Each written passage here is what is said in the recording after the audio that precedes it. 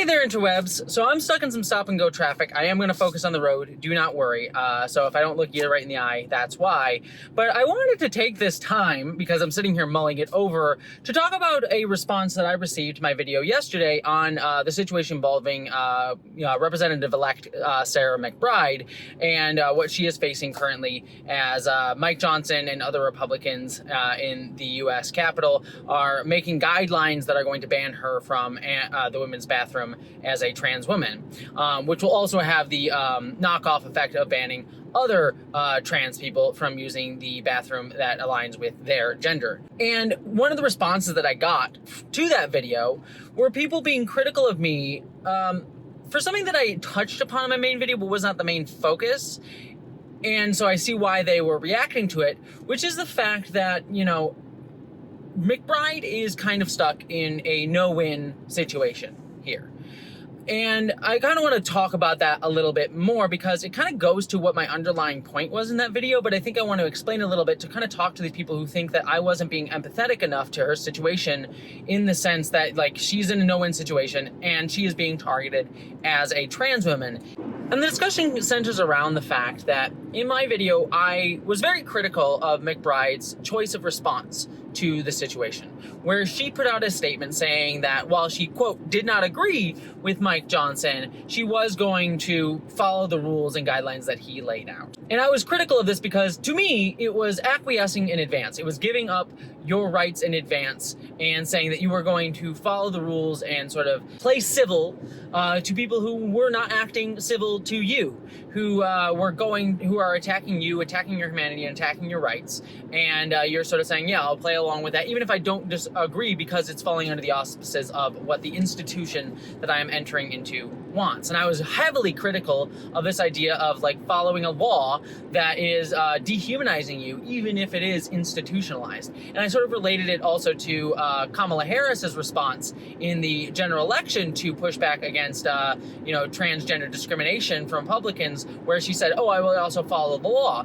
where my criticism of her was, much of the time, the law is discriminatory against trans people. So you're not willing to say, I stand up for trans people, I believe in these things for trans people, I believe trans people deserve rights and respect. I'm just gonna say I'm gonna follow the law without acknowledging that the law can be discriminatory. And I thought was kind of a Weasley way to sort of not necessarily overtly stand up for trans people. And, you know, it has been frustrating, even more especially in the days since the election, to see Democrats, establishment Democrats, come out and say, well, you know, the Democrats and Harris went too far left and we're caring about trans people. We need to shove trans people under the bus to win elections now because they're a losing issue. When in truth, she never went too far to the left. And my argument is you need to go further into overtly standing up for trans people, as well as other more progressive issues and overt issues that people actually care about, like what's happening right now in Gaza to Palestinians.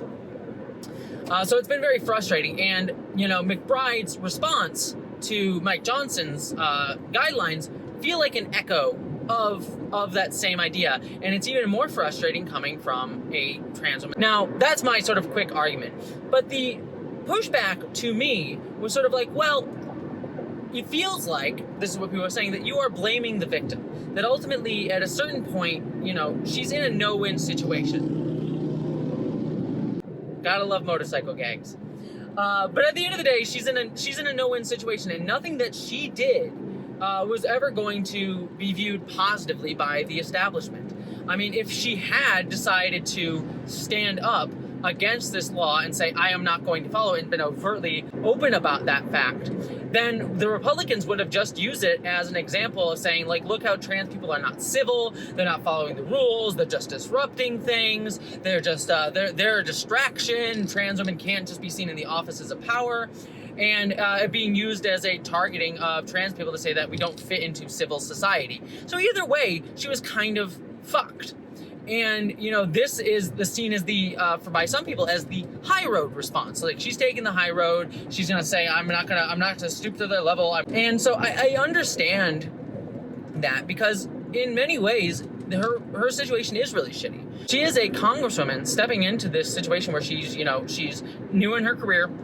She does not have a lot of like relationships with other Congress people. She does not have a lot of backing, and you know, she's also seeing all this, and she's seeing not a lot of Democrats coming to stand up alongside her. You know, there's a few people like AOC who kicks ass and stands up for her, and a few other Democratic you know, senators and Congress people have said something, but for the most part, she doesn't have the backing, nor do trans people seem to have the general support for her to make that stand.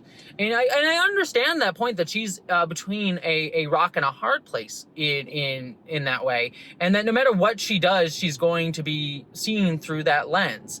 And so I want to like give credence to that fact. Like, I have a level of empathy for her. You know, I have other criticisms of her, mainly considering her views on Israel, that I touched upon in my other video. But like on this issue alone, as a trans person coming into this space, I have a certain level of empathy for this situation of like, there's nothing she can do that will be viewed as positively. And so like is a strategy here, in the sense that like maybe this choice that she is making of like not standing up could be viewed as like, hey, make the Republicans look like the asshats, as Republicans are going to just make themselves look out like freaks and weirdos, continually focusing on her.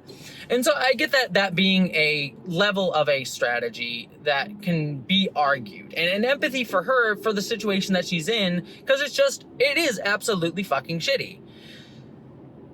That being said, while I hope I have acknowledged this criticism, I want to push back on that idea in a couple different ways. The first way is, people are framing it as those are her only two options. I actually think there is a third way here, which is to have said nothing. As other people have noted, she's not even in office yet. She's technically not, you know, a sitting congresswoman. And I think what would have been more interesting to me to see was have her say nothing and just have her use the women's bathroom. And then have Republicans make a big fucking deal out of it. Like, have them, that would make them look more like freaks. Like, she's just using the bathroom and they're the ones freaking out and focusing on her. Yes, maybe she would be breaking the rules, but I believe that we should not follow unjust laws. And so it would make her look like, if she really wanted to be like, I want to focus on what Delawareans are doing, like focus on her constituency, as she has argued, why even talk about it at all? Why even talk about it at all? And I think that would have ultimately highlighted the point. Because by saying like, oh, I'm going to listen to Mike Johnson's rules. And also, this is something that people are underplaying, but something that she did put out in her statement, which is saying, I look forward to getting to know my colleagues from both sides of the aisle, is kind of playing into this idea that like Republicans are like just the other side of the aisle. It's this sort of Biden era mindset, like establishment Democrat mindset, still have this mindset of like, yeah, we can still play by the establishment rules. Republicans are just our people from across the aisles who we have disagreements with. It's like, no. The Republicans have shown repeatedly, and Donald Trump has made very clear, and yet people still don't recognize what we are about to face with Donald Trump coming into the presidency again, is that this is a fascist regime. And at the end of the day, when you appease a fascist regime, as we saw historically, they just take more. We're even seeing it in this microcosm here where, you know, McBride has said, I will follow the rules. And now you see people like Congresswoman Nancy Mace, who was the one initially targeting Sarah McBride, and saying things like, oh, it's good that Sarah recognizes that she's actually a man, and now is also seeking to push legislation that would ban trans people from using bathrooms on federal property. Like literally, there's a law she's trying to pass now that will ban people like trans people like me from being able to just poop at a national forest, you know, to use the bathroom at a national forest. And so it's like, you give them an inch and they take a mile. As much as you want to say like, oh, I'll follow the rules and I'll just push back it through the institutions, they're going to just keep pushing, because as Jon Stewart, or not Jon Stewart, excuse me. Yeah, actually it was Jesus Christ, it was actually Jon Stewart, shockingly enough. Fascists aren't going to play by the rules. So this idea that you should play by the establishment rules and hope for the best and say you're going to follow the rules and push back against it within the system, when the fascists are not going to play by that same playbook, is just letting them win in advance. I mean, to give a counterexample of the same situation, you know, Zoe Zephyr, who is a state representative and a transgender state representative, I talked about her in a video on my main channel, like, she is someone who is also a state representative who was thrown out of her state Congress because she stood up for her values as a trans woman and said, no, I am going to call out what I see as discrimination and targeting of the trans community. And she was deemed uncivil by the Congress, by her fellow cisgender and Republican often Congress people, who threw her out and forced her to sit on a bench outside of the Congress floor.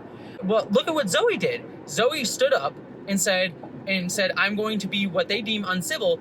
And it got her, number one, it got her a lot of attention, and did not allow herself to be debased and humiliated in front of these laws. And frankly, I have a lot of respect for Zoe for doing that, as well as her fiance Aaron Reed. But I have disagreements with some of their tactics and views. They are a bit more we can fix the system than I necessarily am. But at the end of the day, again, I don't really view them as enemies or people that I hate. I just sort of think we have different views and tactics, and I ultimately think that their tactic of I'm going to work within the system and not acquiesce my humanity to it, I think is a very, very valid one and a very powerful one in many, many senses, and is very persuasive to a lot of cis people who see a trans woman saying this is who I am, and I will not give up my humanity in any way, shape, or form, even as I try my best to work within this system. I am someone who that's not who I am.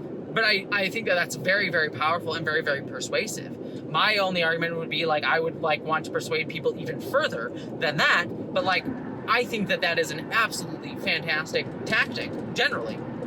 And so I think that I think that is a good comparison for someone like Sarah McBride. But Sarah McBride is very much, seems like she is much more willing to acquiesce to the establishment because that's what she's been taught. She's literally a friend of Biden and the Biden family of this establishment mindset of you just play by the rules of the system and everything will work out fine, while I am being forced to humiliate myself and acquiesce my humanity in advance. I mean, the wonderful Alejandra Caraballo, who, if you haven't heard of her, she's a Harvard law instructor and trans advocate who I adore, I think articulated the problem really well. She said, quote, "This will not stop with bathrooms. The next thing they're going to do is enforce a dress code on her, force her to wear a suit, and ensure that she's misgendered on the House floor. If she already caved on this, what's to stop her from caving further?"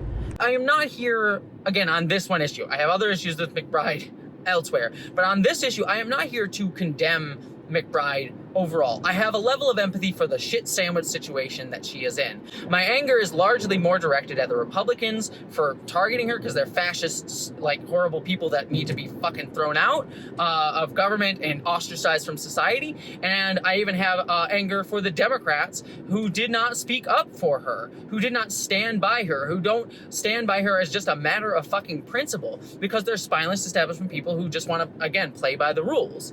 And so while I am disappointed from McBride, and I take this also as a larger signal of the more establishment views that she will have generally, which I kind of find to be frustrating even beyond just trans issues, because it still speaks to that sort of Biden-era establishment mindset. I do have a level of empathy for her that is larger than it would be for, other folks in this situation. And again, it's worth emphasizing here that McBride is not making this choice on her own. It is unfair. It is very unfair, and I want to be very clear about it. It is unfair that she's having to bear the brunt of, being a symbol for the trans community. But that's also part of the job. She's elected to represent Delawareans, fellow Delawareans, but she's also, taking on this mantle of, I'm the first transgender congressperson to get elected. And I think she wears that hat very willingly, that hat very willingly. But if you're going to wear that hat as that identity, you have to come with the flip side of that, of how it's going to create a symbol for you for the trans community. And you can't go I am the first transgender congressperson and then get deeply, deeply cynical. And I'm not saying she said this, but other people have for her, get cynical about the fact you become a symbol for how people are going to view you is through the lens of how you kind of represent the trans community. And that is deeply unfair. It is deeply, deeply, deeply unfair. I want to be very clear that it's unfair to her. But it is also comes with the territory, and it's also the system that she's chosen to play within. But it's not just that she's representing the trans community as a whole in this situation, but it has an effect on the trans people who work and who would want to work in Washington, D.C. There are trans people who work in D.C. who have to work at the Capitol building who now don't have the voice that McBride has, let me put it that way, don't have the voice that McBride has, who would want to stand up but can't for themselves, so they don't have that level of attention and power, and now don't feel like they're ever going to be able to be seen and heard because McBride is not sort of standing up for them. And it's a cooling effect on any other trans people who want to be able to join the government after McBride. It's kind of one of those things, I don't necessarily think McBride is thinking about it in these ways, but it kind of gives off these same vibes of like, hey, I got this position. I pulled myself up my bootstraps to get here. And I'm not necessarily going to work to help other people who are similar to me get in this position, or encourage them, or make a space for them to get to this position. And that kind of sucks. And again, I want to be clear, I don't think McBride is thinking about it in those terms. I would hope not, dear God. But it does have that chilling effect. There's a professional friend of mine, I appeared on her podcast, Caitlin Burns, who did work in Washington, and she has pointed out too, while she has empathy for McBride, she said this on Blue Sky, that she if she might not have taken the job in DC if she saw this situation, and it does have that chilling effect. And that's not all on McBride. That is, in fact, more on Republicans.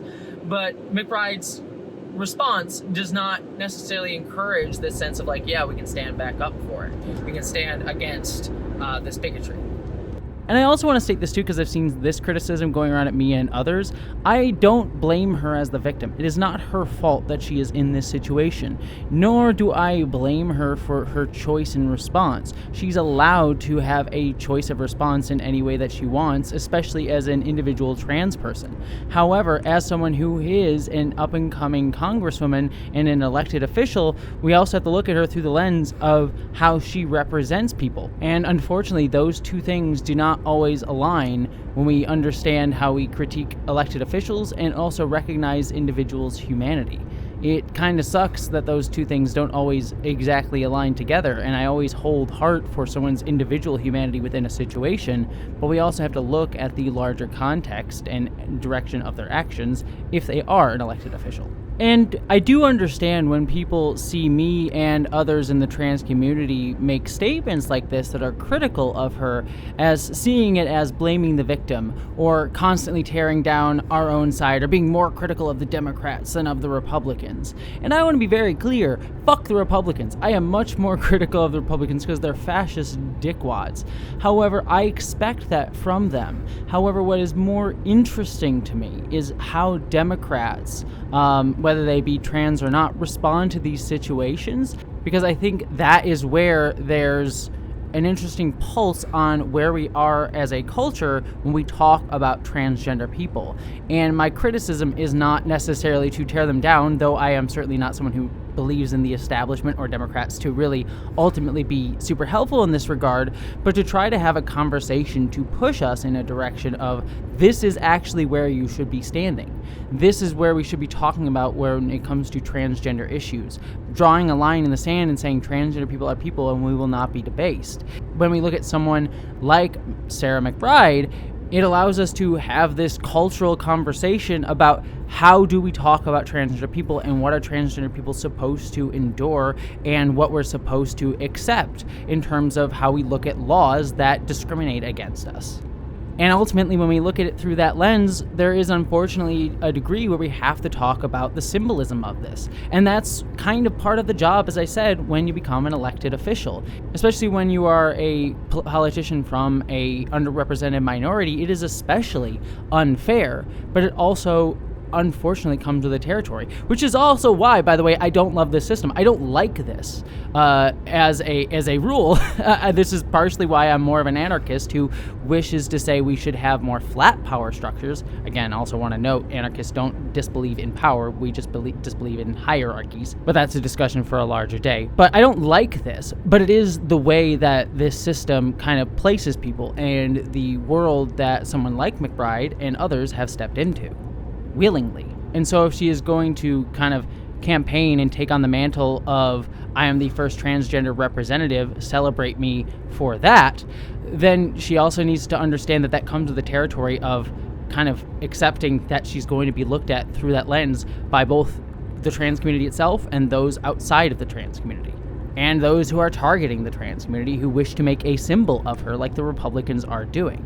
And so her response to what the Republicans are doing creates a national conversation that she's ultimately, sadly, the hinge point on, and it's not fair, but it is also kind of what we need to talk about as trans people and people who want to stand up for trans rights. My final point is this, and it's the final point that I stand by in my original video, and one that I want to circle back to here, which is ultimately, while we are all talking right now about the strategy that McBride has, the situation that McBride is in as a elected congresswoman, someone stepping into Congress, we are not Congress people, especially most trans people are not Congress people. And the question that I have to ask all of you watching this, especially since most of you are not Congress people, is the fact that, is this a way to our liberation? Is this what trans liberation actually is? Because as I just pointed out, nothing she did was going to be taken in a good light. And I'm going to forewarn you right here and right now, this is going to be what her entire fucking tenure is going to be. For the next 4 years, we're going to be having conversations just like this, where she is going to be humiliated as a trans person publicly in front of other people. And we're going to have to debate her response specifically to it. And while I will continually have empathy for her being in this shit sandwich situation, and it'll be this same exact discourse of, maybe she'll be more resistant and have pushed more resistance, maybe she won't. But at the end of the day, we're still going to have this discussion. And so the question I have for you is do you trust the institution to change? And some people may still have that. I certainly understand that to a degree.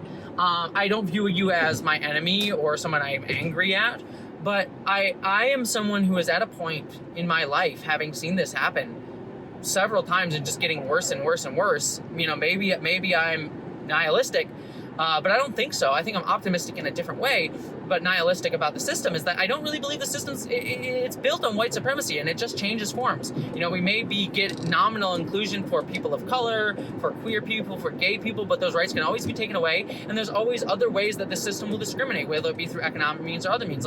We need to fundamentally rethink how we think about these institutions and our relationship to it, and I think that comes from not tearing it down in the sense of let's start a revolution right now and blow it all up, in the sense that we need to start building those institutions we want in our communities around us. That's a different political discussion that I know other leftist folks will have with me, who are also much more tear down the system as well. But that's my sort of view, is I don't think that this is ever going to be we're going to get liberation from this. And I don't view reformists who want to fix the system as my enemy, just people that I want to convince otherwise. I'm we are staring down the barrel of a fascist government right now, and I think we really need to reckon with the fact that it's not going to be our friend. It's not going to be our friend.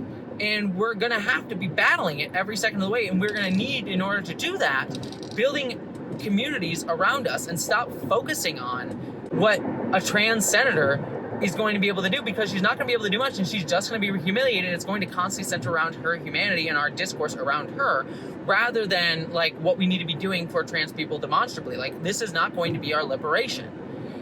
And so that's ultimately the point that I kind of want to end on and really provoke you all to be thinking about.